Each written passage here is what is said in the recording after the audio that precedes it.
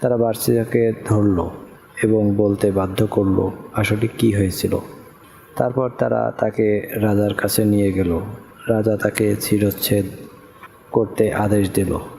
যখন বার্সিসাকে শিরচ্ছেদ করতে নিয়ে যাওয়া হচ্ছিল তখন শয়তান কাছে আবার আসলো। এবার ওয়াসাসা নয়, মানুষের রূপ নিয়ে সে আসলো। এসে বলল, শোনো বার্সিসা, আমি হলাম শয়তান।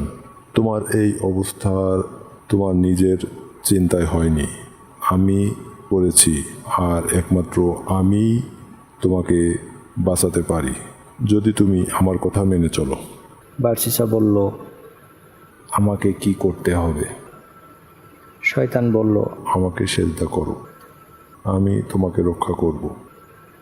তো বাঁচার জন্য মারিয়া হয়ে বার্সিসা শয়তানকে সেজদা করল এবং কাফের হয়ে গেল। সিজদা করার সাথে সাথে শয়তান তাকে বলল, আমি এখন তোমার থেকে মুক্ত।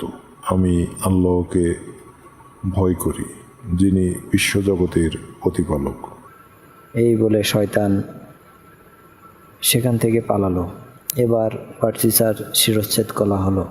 কিয়ামতের দিন বার্সিসাকে যখন জীবিত করা হবে তখন সে শয়তানকে সিজদা করতে করতে উঠে দাঁড়াবে। দেখুন শয়তান কিভাবে বার্সিসাকে ফাঁদে ফেলেছিল। সে এসেছিল বন্ধুর বেশে, ভালো ভালো কথা বলতে আর আপাতত দৃষ্টিতে ভালো কাজে উৎসাহ দিতে, কিন্তু আসলে সে ছিল সবচেয়ে বড় শত্রু।